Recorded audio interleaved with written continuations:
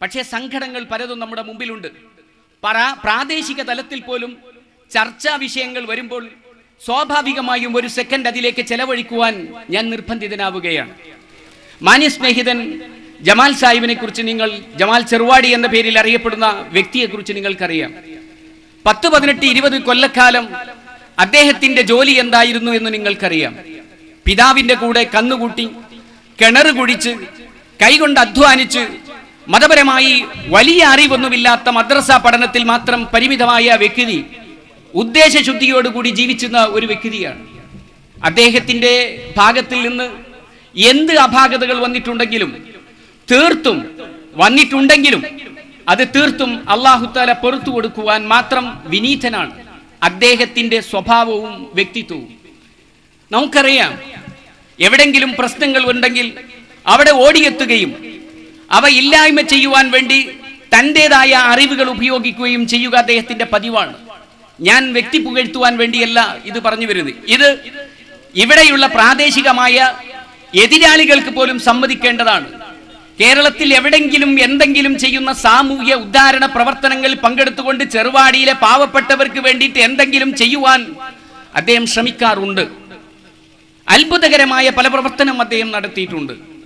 എന്ന് മാത്രമല്ല, അള്ളാഹു അദ്ദേഹത്തിന് കൊടുത്ത ബുദ്ധിപരമായ കഴിവ് കൊണ്ട് കേട്ടും അതുപോലെ തന്നെ പലപ്പോഴും സന്ദർഭവുമായി ബന്ധപ്പെട്ട് പണ്ഡിതന്മാരുമായി സഹവസിച്ചുകൊണ്ടും കിട്ടിയ അറിവുകളാണ് അദ്ദേഹത്തിനുള്ളത്.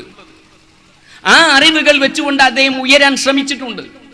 പല സ്ഥലത്തും വെള്ളിയാഴ്ച ഖുതുബകൾ നടത്തുന്ന, പ്രസംഗങ്ങൾ നടത്തുന്ന ഒരു ഉയർച്ചയിൽ ഒരു സാധാരണക്കാരൻ ഒരു കോളേജിനെ ഡിപ്പെൻഡ് ചെയ്യാതെ, അതുപോലെ തന്നെ ഒരു ഉപരിപഠനം നടത്താത്ത നിലക്ക് ഒരു വ്യക്തി വളരുക എന്നത് തികച്ചും സ്വാഗതാർഹമാണ്, അത് ആവശ്യമാണ്. അങ്ങനെയുള്ള ഒരു സാധാരണക്കാരനായ വ്യക്തിയാണ്.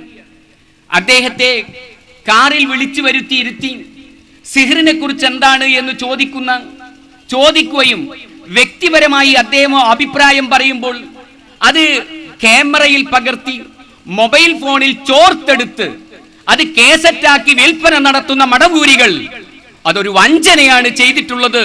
ഇതുപോലെയുള്ള നൂറുകണക്കിന് വഞ്ചനയുടേതാണ് അവരുടെ കേസറ്റുകൾ മുഴുവനും എന്ന് നിങ്ങൾ അറിയേണ്ടതുണ്ട്. ഒരു വ്യക്തി ആരെയാണ് നിങ്ങൾ അഭിസംബോധനം ചെയ്യുകയോ ഇന്റർവ്യൂ ചെയ്യുകയോ ചെയ്യേണ്ടത്? പണ്ഡിതന്മാരുടെ അടുക്കൽ നേരെ മുഖത്തോട് മുഖം ചെന്ന് ചോദിക്കുക, സിഹറിനെ കുറിച്ച് ഇസ്ലാമിക വിധി എന്താണ് എന്ന്, കേരള നദുവത്തുൽ മുജാഹിദീൻ വെച്ച് പുലർത്തുന്നതായ ആശയാദർശം എന്താണ് എന്ന് ചോദിക്കുക. ആ നിലക്ക് പണ്ഡിതോചിതമായ ഫത്വകളാണ് നിങ്ങൾ അന്വേഷിക്കേണ്ടത്. ഒരു സാധാരണക്കാരനായ ജമാലിനെ പിടിച്ച് കാറിൽ കയറ്റി അയാളുടെ സംസാരങ്ങൾ ചോർത്തെടുത്ത് കേരളത്തിൽ അങ്ങോളം ഇങ്ങോളം പരിഹാസ്യമായ രീതിയിൽ വിതരണം ചെയ്യുന്ന മടവൂരികൾ വ്യക്തിപരമായ തേജോവധമാണ് നിങ്ങൾ ചെയ്യുന്നത്. ഇത് അദ്ദേഹത്തിൽ മാത്രം പരിമിതമല്ല. നിങ്ങൾ ആലോചിക്കണം അതിന്റെ പൂർണ്ണമായ സ്വഭാവം, അതിന്റെ രൂപം സലഫി വ്യക്തമാക്കുമെന്ന് എനിക്കറിയാം. ഇതുപോലെ തന്നെയാണ് എടവണ്ണ ജമീല ടീച്ചറെയും ചോർത്തെടുക്കുകയാണ് ചെയ്തിട്ടുള്ളത്. ആളുകൾ അഭിനയിച്ചു വരികയാണ്.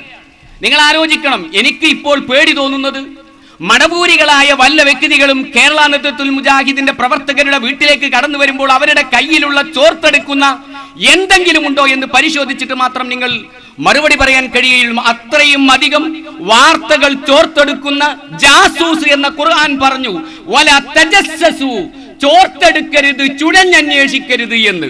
ആ ഖുർആനിന്റെയും പ്രവാചകന്റെയും സന്ദേശത്തിന് വിരുദ്ധമായി വ്യക്തികളെ തേജോവധം ചെയ്യുവാൻ വേണ്ടി ചോർത്തെടുക്കുന്ന കള്ളപ്രചരണം നടത്തുന്നുണ്ട് എന്ന് വ്യക്തമായ ബോധ്യബന്ധത്തിന്റെ പേരിലാണ് ഈ ഒരു വശം പറയുവാൻ ഞാൻ നിർബന്ധിതനായിരിക്കുന്നത് ഈ പ്രദേശത്തുകാരൻ എന്ന നിലക്ക്. ജമാലിനെ കുറിച്ച് എനിക്കറിയാം. ഇവിടെ ദാമ്പത്യ ബന്ധം ചോർന്നു പോകുന്ന, തകർന്നു പോകുന്ന രംഗങ്ങൾ ചെറുവാടിയിൽ വരെ ഉണ്ടായിട്ടുണ്ട്. അവിടെ ഓടിയെട്ടി എന്നിട്ട് ആരും പറഞ്ഞിട്ട്, എത്ര പഞ്ചായത്ത് പറഞ്ഞിട്ടും യോജിക്കാത്ത ഭർത്താവിനെയും ഭാര്യയെയും യോജിപ്പിക്കുവാൻ അദ്ദേഹത്തിന്റെ നാക്കുകൾക്ക് കഴിഞ്ഞു. അവർ സൗഹാർദ്ദത്തോടുകൂടി ഭാര്യ ഭർത്താക്കന്മാരായി ഇന്ന് അതിൻ്റെതായ അനുഭൂതി ആ കുടുംബം അനുഭവിക്കുകയാണ് അവന്റെ പ്രയത്നം കൊണ്ടാണ്. ഇത് നിസ്സാരമാണോ? അതൊരു കൗൺസിൽ സ്വഭാവം എന്ന നിലയ്ക്ക് ആ വ്യക്തി ചെയ്യുന്നതാണ്.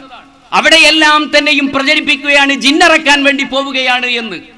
ഇങ്ങനെ ഒരു കൗൺസിൽ, ഞാൻ നേരിട്ട് കണ്ട ഒരു അനുഭവം പറയട്ടെ. നേരിട്ട് കണ്ട സംഭവം കണ്ടതല്ല. അദ്ദേഹം കടവത്തൂരിലേക്ക്, കുറ്റ്യാടിയിൽ നിന്ന് കടവത്തൂരിലേക്ക് ജീപ്പിൽ കൊണ്ടുവന്നു ഒരു സംഘം ആളുകൾ. ഞാൻ അദ്ദേഹത്തെ കടവത്തൂർ റോട്ടിൽ കാത്തിരിക്കുകയാണ്. അപ്പൊ ജീപ്പിൽ ജമാലിനെ കൊണ്ടുവന്നിറക്കിയതിന്റെ ശേഷം അദ്ദേഹത്തിന്റെ കയ്യിൽ ഒരു പണത്തിന്റെ കൈ കൊടുക്കുകയാണ്. വലിയൊരു സംഖ്യയുണ്ട്. ജമാൽ പറഞ്ഞു, ഞങ്ങൾക്ക് വളരെ വസ്തുകൂലി പോലും ഇല്ലാത്ത ഒരു സന്ദർഭമായി നിൽക്കുകയാണ്. അപ്പോഴാണ് ജമാലിന്റെ കയ്യിൽ പൈസ കൊടുക്കുന്നത്. ജമാൽ പറഞ്ഞു, നിങ്ങൾ ഇവിടെ എന്നെ ഈ സമയത്ത് എത്തിച്ചു തന്നത് തന്നെ വലിയതാണ്. എനിക്കൊരു നയാ പൈസയും വേണ്ട. നിങ്ങളുടെ മക്കൾ സുഖകരമായി കഴിയട്ടെ, നിങ്ങൾ എനിക്ക് വേണ്ടിയും എന്റെ കുടുംബത്തിന് വേണ്ടി പ്രാർത്ഥിക്കുക എന്ന് പറഞ്ഞപ്പോൾ എനിക്ക് സങ്കടം തോന്നുകയുണ്ടായി. കാരണം അവർ രണ്ട് ഭാര്യയും ഭർത്താവും പിരിഞ്ഞു നിരുന്ന കുടുംബത്തിലേക്ക് കയറി ചെന്ന് ജുമാന്റെ ശേഷം പോയി അവരെ ഒരുമിച്ച് കൂട്ടി അവരോട് കാര്യങ്ങൾ, ദീനിന്റെ കാര്യം പറഞ്ഞെടു അതിൽ അവർ ആകൃഷ്ടരാവുകയും ഒരുമിച്ച് ജീവിക്കുവാൻ അവർ സമ്മതിക്കുകയും ചെയ്തുകൊണ്ട് കെട്ടിപ്പിടിച്ചുകൊണ്ട് പിരിഞ്ഞുപോയ സന്ദർഭമായിരുന്നു എന്ന് അവൻ എനിക്ക് വിവരിച്ചു തന്നു. ഇങ്ങനെ കൗൺസിൽ കേരളത്തിൽ പല സ്ഥലത്തും നടന്ന ഒരു വ്യക്തിയാണ്. ഇവിടെയും അങ്ങനെ തന്നെയാണ്. എപ്പോഴും എന്തെങ്കിലും പ്രശ്നങ്ങൾ ഉണ്ടെങ്കിൽ ഓടിയെത്താൻ അദ്ദേഹം ശ്രമിക്കാറുണ്ട്. ഞാൻ അയാളെ പൊക്കി പറയാനല്ല, ഉള്ളത് പറയണം.